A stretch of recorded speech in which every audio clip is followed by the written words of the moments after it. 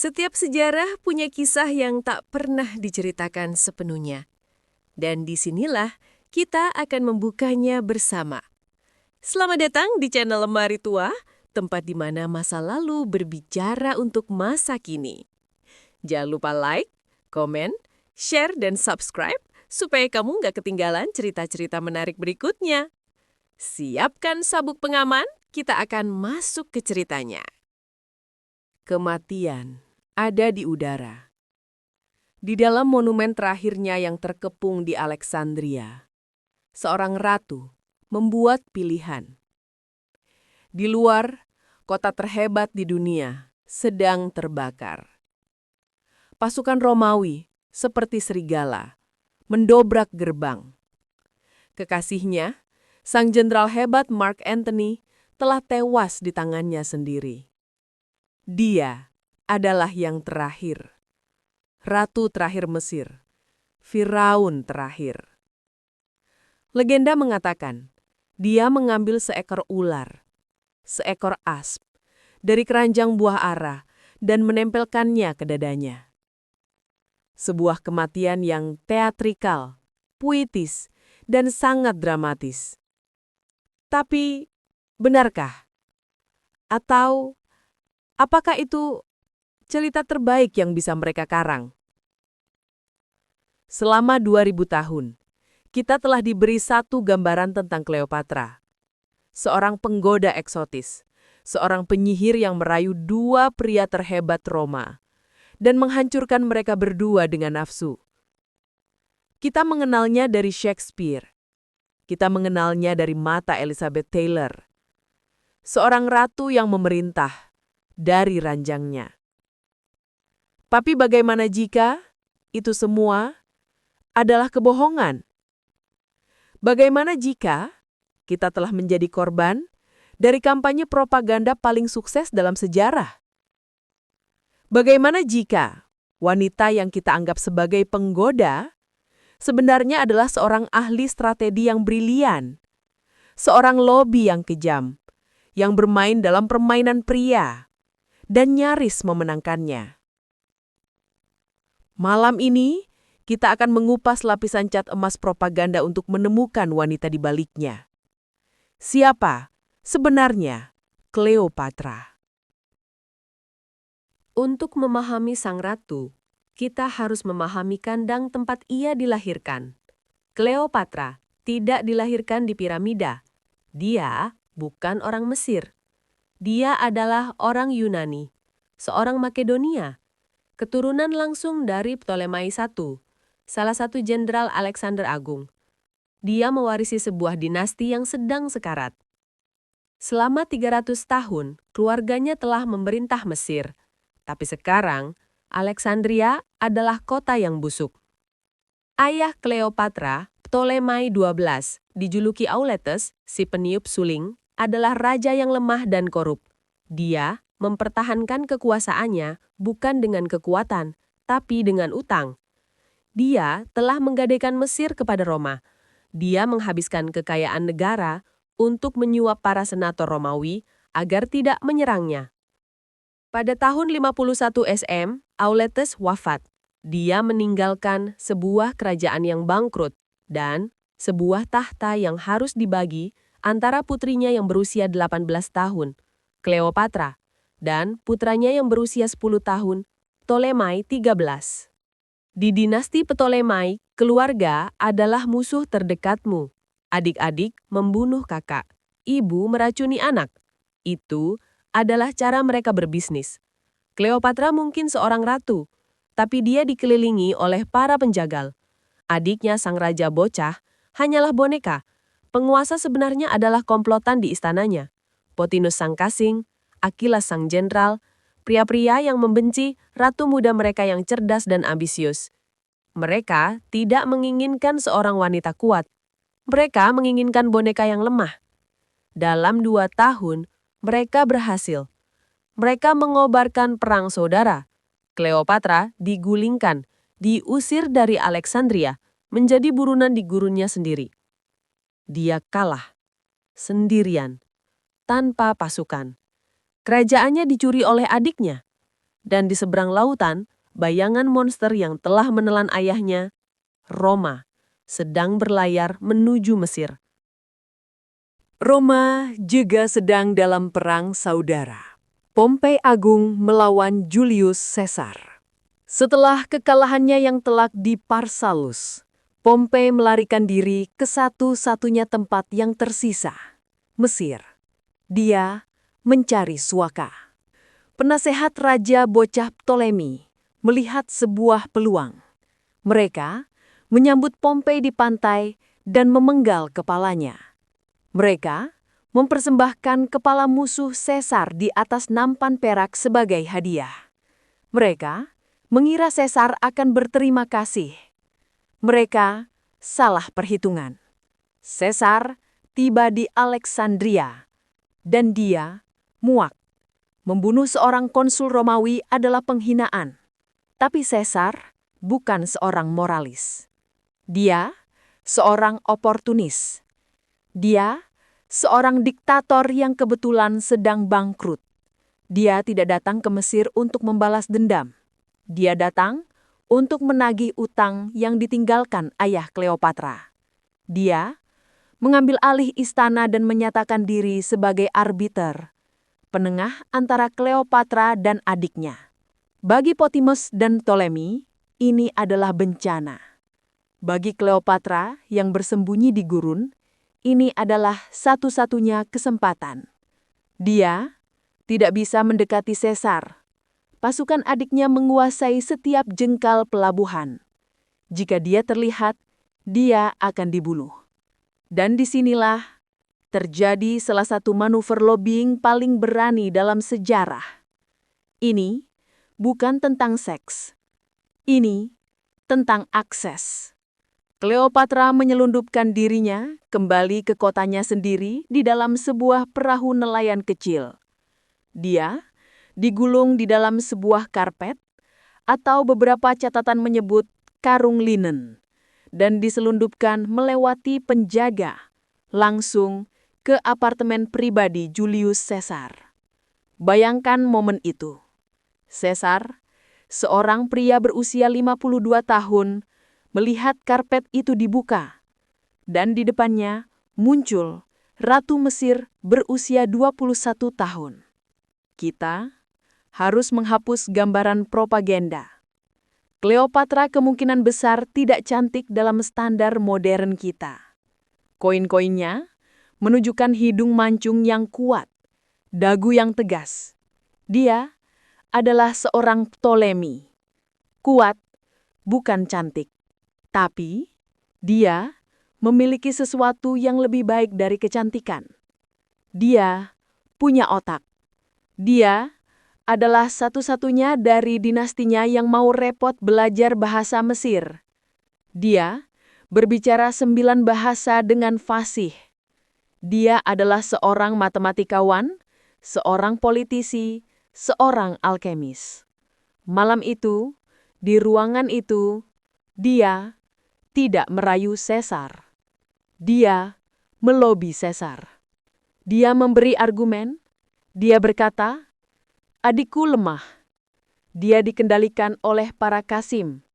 Dia membunuh temanmu Pompei. Dia tidak akan pernah bisa membayar utangmu. Tapi aku bisa mengendalikan Mesir. Aku bisa memberimu gandum untuk memberi makan Roma. Dan aku bisa memberimu uang." Bagi Caesar, ini adalah penawaran yang lebih baik. Malam itu, sebuah aliansi terbentuk. Bukan hanya aliansi ranjang, tapi aliansi politik. Perang Alexandria pecah. Caesar dan Kleopatra melawan adiknya. Mereka menang. Ptolemy 13 tenggelam di Sungai Nil. Ditarik ke bawah oleh baju zirahnya sendiri. Kleopatra kembali ke tahtanya. Tapi kini, dia bukan lagi ratu yang mandiri. Dia adalah klien dari Roma.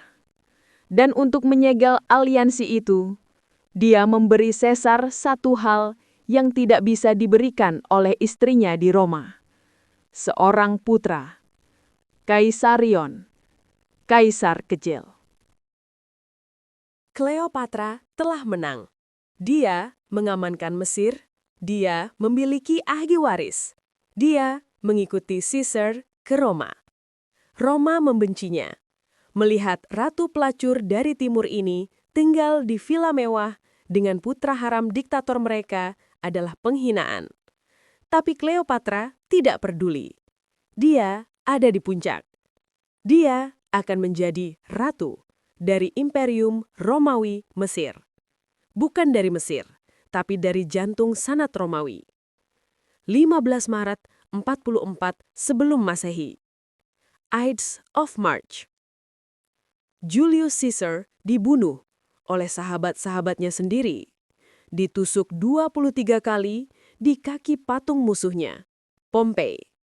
Bagi Kleopatra, ini adalah kiamat. Dalam satu sore, dunianya hancur.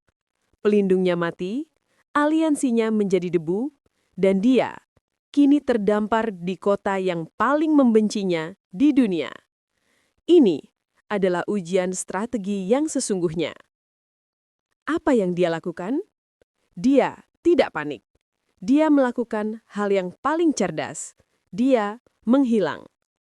Dia mengambil putranya, Caesarion, dan di tengah kekacauan perang saudara Romawi yang baru ini, dia melarikan diri kembali ke Alexandria. Selama 3 tahun, sementara para pembunuh Caesar, Brutus, Cassius, berperang melawan para pewarisnya, Antony, Octavian, Kleopatra tetap diam. Dia tidak memilih sisi. Dia menggunakan tahun-tahun berharga itu untuk melakukan apa yang tidak bisa dilakukan ayahnya. Dia mengisi kembali kas negara. Dia membangun kembali armadanya. Dia membuat Mesir kaya dan kuat lagi. Dia menunggu untuk melihat siapa yang akan tersisa berdiri. Tahun 41 SM. Debu telah mengendap. Para pembunuh Caesar mati. Imperium dibagi antara 2 pria. Di barat, Octavian, keponakan Caesar, masih muda, dingin, dan seorang politisi yang licik. Di timur, Mark Antony, tangan kanan Caesar, seorang jenderal yang brilian, seorang pria yang penuh gairah, dan seorang pria yang membutuhkan uang. Mark Antony sedang merencanakan perang besar melawan Parthia, dan dia membutuhkan kapal, gandum, dan emas dari satu-satunya tempat yang memilikinya, Mesir. Dia memanggil Kleopatra ke Tarsus, di Turki modern. Dia memanggilnya sebagai seorang bawahan, seorang ratu klien yang harus menjelaskan mengapa dia tidak membantu dalam perang saudara sebelumnya. Ini adalah momen lobby terhebat dalam hidupnya. Caesar adalah tentang akses. Antony adalah tentang teater. Dia tahu Antony adalah seorang pria yang menyukai kemegahan. Jadi, dia tidak datang sebagai seorang ratu yang tunduk. Dia sengaja membuat Antony menunggu. Lalu, dia datang. Dia tidak berlayar ke Tarsus. Dia muncul. Dia datang di atas kapal tongkang emas yang luar biasa. Dayungnya terbuat dari perak yang bergerak mengikuti irama seruling. Layarnya berwarna ungu, warna kerajaan, dan dia berbaring di bawah kanopi emas. Berpakaian bukan sebagai Kleopatra, tapi sebagai Dewi Isis, Dewi Cinta Mesir. Dikelilingi oleh pelayan yang berpakaian seperti bidadari, yang mengipasinya dengan wewangian yang begitu kuat sehingga aromanya memenuhi seluruh tepi sulai. Ini bukan rayuan. Ini adalah propaganda tandingan. Ini adalah pernyataan kekuasaan. Antony memanggilnya sebagai bawahan. Dia tiba sebagai dewi. Dia membalikan dinamika kekuasaan bahkan sebelum mereka berbicara. Aliansi mereka tidak seperti aliansi dengan Caesar. Itu dalam. Itu penuh gairah. Mereka memiliki anak kembar. tapi itu tetap sebuah aliansi politik. Cleopatra melihat di dalam Antony sebuah alat untuk mencapai tujuannya, yaitu melestarikan kemerdekaan Mesir dan memastikan putranya Caesarion suatu hari akan memerintah Roma. Mereka menghabiskan 1 dekade membangun sebuah imperium timur yang baru. Dalam donasi Alexandria, mereka membagi-bagikan kerajaan-kerajaan timur kepada anak-anak mereka. Bagi mereka, itu adalah masa depan. Di Roma, bagi Octavian, itu adalah pengkhianatan. Disinilah musuh yang sebenarnya muncul. Bukan seorang jenderal, bukan seorang raja, tapi seorang master perang informasi. Octavian. Octavian ingin menguasai Roma sendirian, tapi dia punya masalah besar. Musuhnya adalah Mark Antony, seorang pahlawan perang, dicintai oleh legiun. Bagaimana cara Octavian meyakinkan Senat Romawi untuk menyatakan perang melawan salah satu pahlawan mereka sendiri?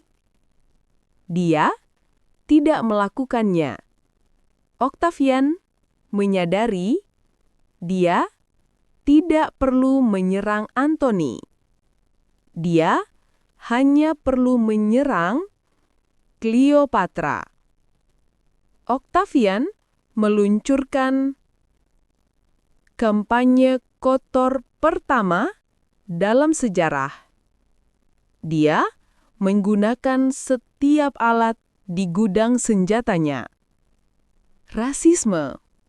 Dia tidak menyerangnya sebagai seorang Yunani. Dia menyerangnya sebagai orang Mesir, seorang barbar dari timur. Seksisme. Dia melukisnya sebagai ratu pelacur, seorang wanita yang menggunakan tubuhnya sebagai senjata. Ironis, mengingat bangsawan Romawi melakukan itu sepanjang waktu. Ketakutan. Dia melukisnya sebagai penyihir, seorang pemuja dewa-dewa berkepala binatang yang mempraktikkan sihir hitam untuk menjebak jenderal mulia mereka, Antony. Dia mengubah aliansi politik menjadi skandal seks. Dia mengubah Mark Antony dari seorang saingan politik menjadi seorang pria Romawi yang baik, yang telah diperbudak oleh nafsu asing. Puncak dari kampanye ini, Octavian secara ilegal mencuri surat wasiat Mark Antony dari kuil dan membacakannya di depan umum, di depan Senat. Wasiat itu, atau yang diklaim Octavian sebagai wasiat, mengkonfirmasi semua ketakutan terburuk Roma. Antony ingin dimakamkan di Alexandria, di samping Ratu Mesirnya. Bagi Roma, ini adalah bukti. Dia bukan lagi orang Romawi. Perang dideklarasikan. Tapi, lihatlah kata-katanya. Roma tidak menyatakan perang terhadap Antony. Roma menyatakan perang terhadap Cleopatra.